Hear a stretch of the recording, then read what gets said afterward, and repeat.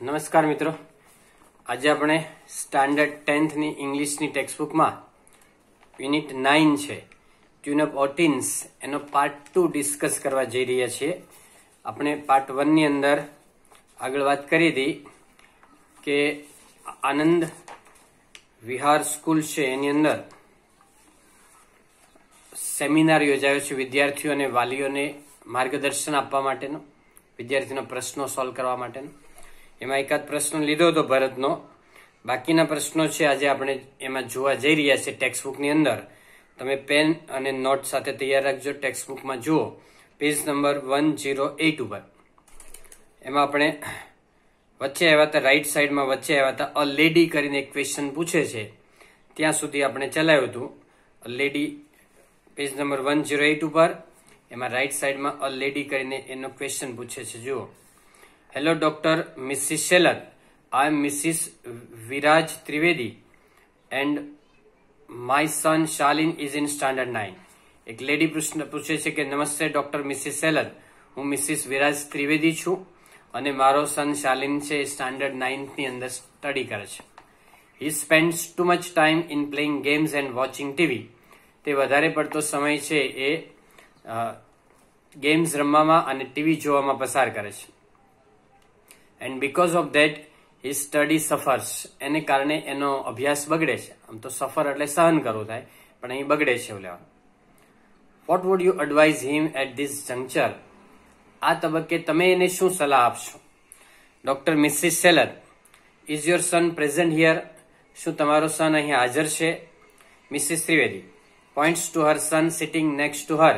એની બાજુમાં એનો સન બેઠેલો છે, એની તરફ આંગળી ચીંધે છે. પોઇન્ટ્સ એટલે આંગળી ચીંધવી, અંગુલી નિર્દેશ કરો.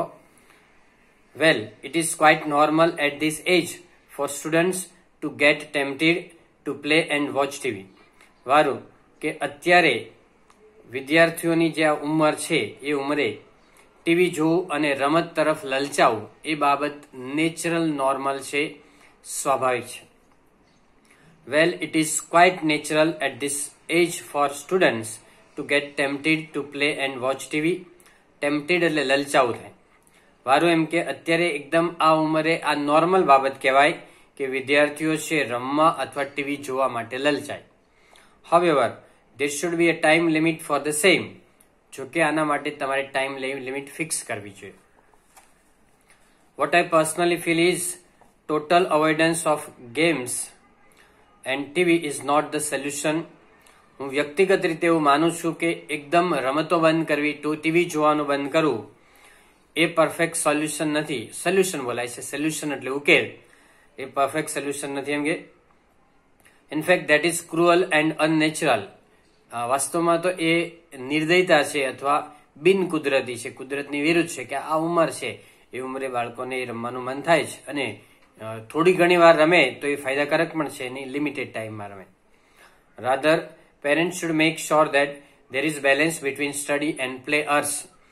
જો કે વધારે સારી બાબત એ છે કે પેરેન્ટ્સે બાળકોને રમવા માટેનો અને વાંચવા માટેનો સમય છે એ ફિક્સ કરી દેવો જોઈએ કે આટલો અડધો કલાક તો રમે તો બરાબર છે, કઈ વાંધો નથી. Games, music and entertainment are quite essential for physical and mental health. રમતો, મ્યુઝિક સાંભળવું, આલ્ફા મ્યુઝિક વગેરે અને મનોરંજન એ શારીરિક અને માનસિક આરોગ્ય માટે એકદમ જરૂરી છે. એસેન્શિયલ એટલે જરૂરી છે. એકચ્યુઅલી એ આપણા મનને સ્વસ્થ કરી દે છે, પણ જો લિમિટ કરતા વધારે એમાં ટાઈમ આપો તો નુકસાનકારક છે.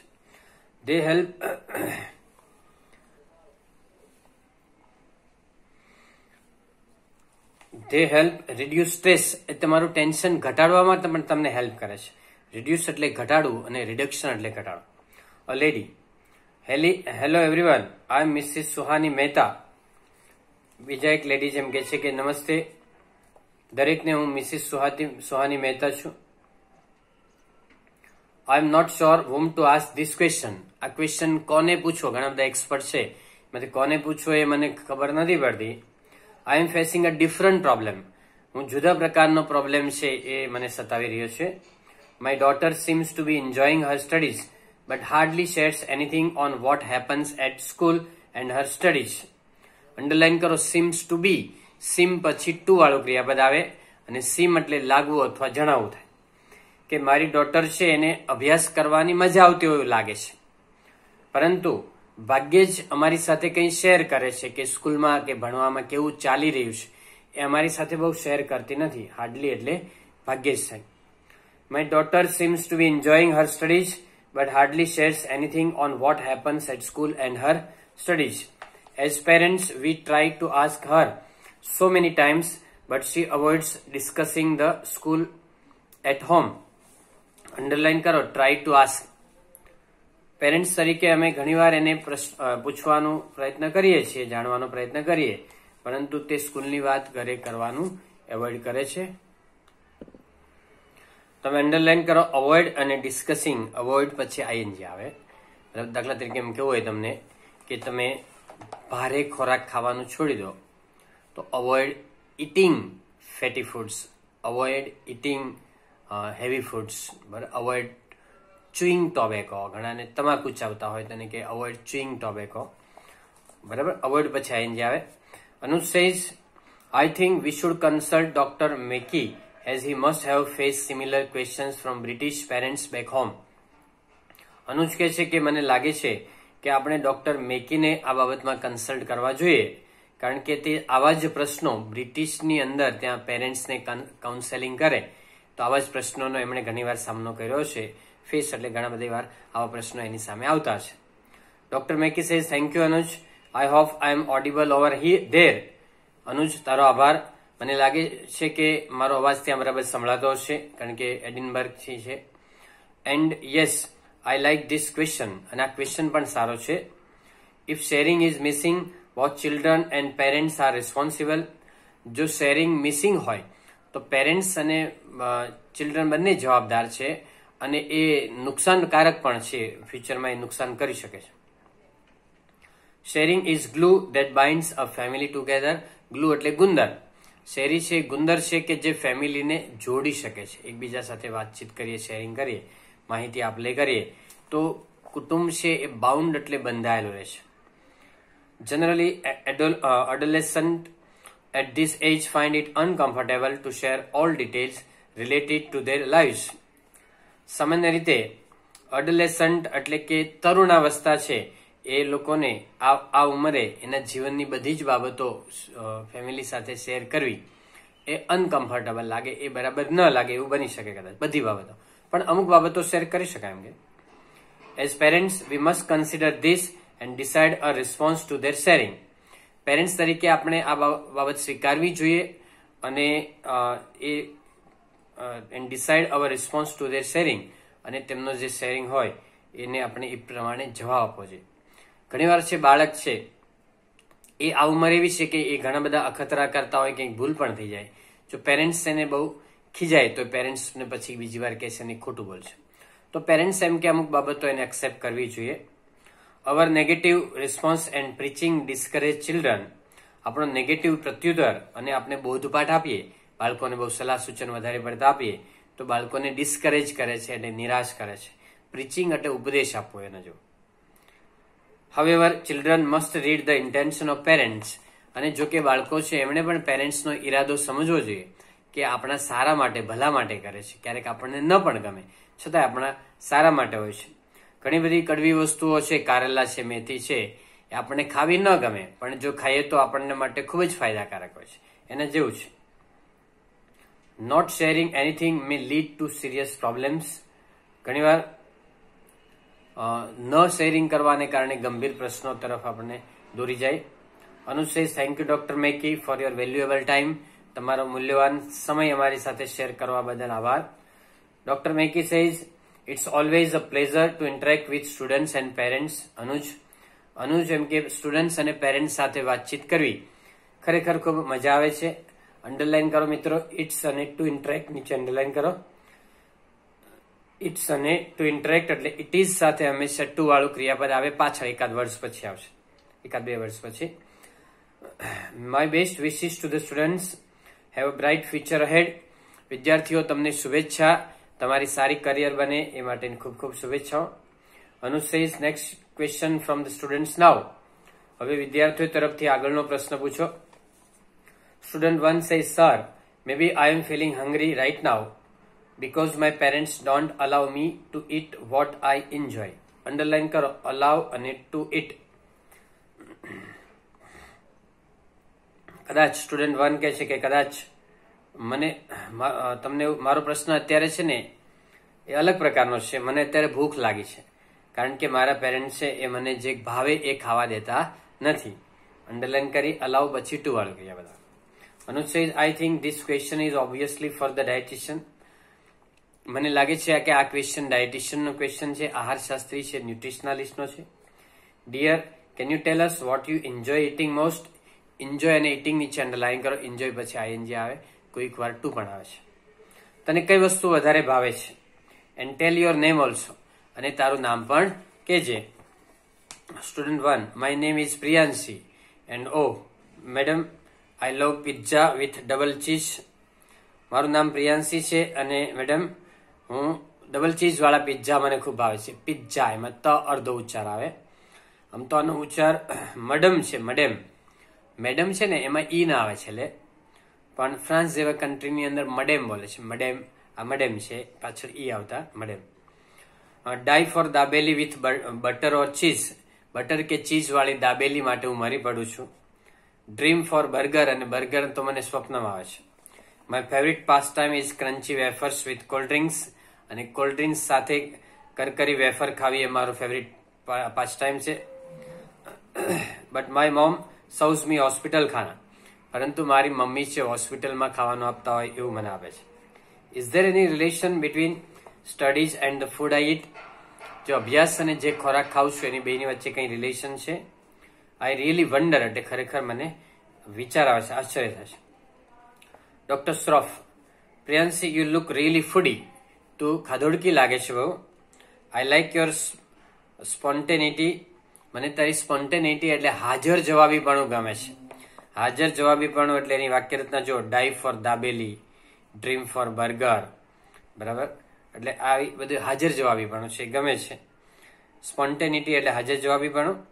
Dear, yes, there is a direct relation between the food you eat and activities of your brain via metabolism. હા એમ કે બકા, એમ કે આપણે જે ખોરાક ખાઈએ અને આપણે જે એક્ટિવિટીઝ કરીએ છીએ એને મેટાબોલિઝમ દ્વારા બંને કનેક્શન છે. મેટાબોલિઝમ એટલે કે ચયાપચયની ક્રિયા. આપણે પેલા ડાયજેશન એટલે પાચન થાય, પછી એબ્સોર્પ્શન શોષણ થાય, પછી મેટાબોલિઝમ થાય ચયાપચય, પછી અમુક સમય પછી આપણા શરીરની અંદર એમાંથી ટીશ્યુ કે જે પેશીઓ ને એ બધું બનતું હોય છે. તો એને બધીની એક્ટિવિટી છે એને રિલેશન છે એમ કે. Heavy food direct the blood flow to the digestive system resulting in to slowing down of the brain activity. ભારે ખોરાક ખાઓ તો બ્લડનો ફ્લો છે એ પાચન માર્ગ તરફ વધારે જાય અને એના પરિણામે બ્રેઇનની એક્ટિવિટી ધીમી પડે. લોહી છે એ પાચન માર્ગમાં વધારે જાય એટલે મગજ તરફ ઓછું જાય, મગજ તરફ ઓક્સિજન ઓછો જઈ શકે, તો મગજની પ્રવૃત્તિ થોડી ડલ બને એમ. Heavy food directs the blood, direct એટલે દિશા સૂચન કરે છે. The blood flow to the digestive system એટલે પાચન માર્ગ તરફ, resulting in to slowing down of the brain activity. Underline કરજો ઇનટુ અને સ્લોઈંગ ડાઉન. એના પરિણામે મગજની પ્રવૃત્તિ થોડી ધીમી પડે છે. You must have felt sleepy, lazy and drowsy after eating heavy meals. તમને એમ કે ઘણીવાર ભારે ખોરાક ખાધા પછી ઊંઘ આવતી હશે, આળસ ચડતી હોય, સુસ્તી, સ્ફૂર્તિનો વિરોધી છે, સુસ્તી આવતી હોય. લેઝી એટલે આળસ અને ડ્રાઉઝી એટલે સુસ્તી, બરાબર. આફ્ટર ઇટિંગ નીચે અંડરલાઈન કરો, આફ્ટર પછી તરત જ આઈએનજી આવશે. Doesn't this affect your studies? શું આ બાબત તમારા અભ્યાસને અસર કરતી નથી? Ultimately you require an active brain for studies. આખરે તમારે અભ્યાસ માટે એક્ટિવ માઇન્ડની જરૂર છે. અલ્ટિમેટલી અને finally. Rather then going for fatty foods, prefer to take light and easy to digest food with enough of soup, juice, dal, milk, છાશ, lassi etcetera. Fatty food એટલે ભારે ખોરાક ખાવાને બદલે તમારે લાઇટ ફૂડ ખાવો જોઈએ. હળવો ખોરાક ખાવો કે જે પાચનમાં તમને ખૂબ જ સરળતાથી પાચન થઈ જાય. દાખલા તરીકે સૂપ છે, જ્યુસ છે, દાલ છે, મિલ્ક છે, છાશ, લસ્સી વગેરે ખોરાક તમારે લેવો જોઈએ. ડુ નોટ ઓવર ઇટ એટલે વધારે પડતું ખાઓ નહીં.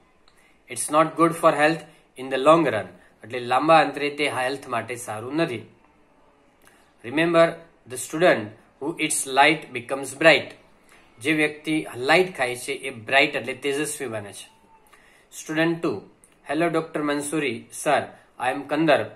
I read somewhere tune up yourself for the board exam. Could you explain what it means? Explain એટલે સમજાવો. સ્ટુડન્ટ 2 કહે છે કે નમસ્તે ડોક્ટર મંસૂરી સર, હું કંદર્પ છું અને મેં વાંચ્યું છે કે tune up yourself for the board exam એટલે બોર્ડ એક્ઝામના સમય ટાઈમ ટેબલ સાથે તમારી જાતને તૈયાર કરો. શું તમે આ બાબતમાં મને વધારે સમજાવશો? એક્સપ્લેન એટલે સમજાવશો. Doctor Mansuri says dear, you seem to be in 10th or 12th. તું 10મા અથવા 12મા ધોરણમાં હોય એવું લાગે છે. Tune up refers two preparing your mind and body for a particular task. Tune up એટલે કોઈ ચોક્કસ કાર્ય માટે તમારા માઇન્ડ અને બોડીને તૈયાર કરવું. When it comes to tune up for examination, you need to know how your body and mind work in harmony. Need to know નીચે અંડરલાઈન કરજો. જ્યારે તમારે એક્ઝામની પ્રિપેરેશન કરવાની આવે ત્યારે તમારે બોડી અને માઇન્ડ બંને એક થઈને કામ કરે, સુમેળથી કામ કરે, સંપત્તિ કામ કરે, હાર્મની એટલે ટ્યુનિંગમાં કામ કરે, એ જોવાની જરૂર છે. You should identify your strength and weaknesses in the first place. સૌ પ્રથમ તમારી પોઝિટિવ પોઈન્ટ શું છે અને નેગેટિવ પોઈન્ટ શું છે એ નક્કી કરવાનું. સ્ટ્રેન્થ એટલે શક્તિ થાય એટલે પોઝિટિવ પોઈન્ટ, અને નેગેટિવ પોઈન્ટ છે વીકનેસીસ એટલે માઇનસ પોઈન્ટ છે. It is your strengths that will help you cope the exams. તમારી શક્તિ હોય, તમારા પ્લસ પોઈન્ટ હોય, એ તમને પરીક્ષાનો સામનો કરવામાં સારી રીતે એક્ઝામ આપવામાં મદદ કરશે. Secondly, your body and mind are tuned up to the school timetable before you receive board exam schedule. જ્યારે તમને બોર્ડ એક્ઝામ શેડ્યુલ ન મળ્યું હોય ત્યાં સુધી તમે સ્કૂલના ટાઈમ ટેબલને ફોલો કરતા હોય, એ ટાઈમ ટેબલ પ્રમાણે તમારું બોડી અને માઇન્ડ કામ કરતું હોય છે.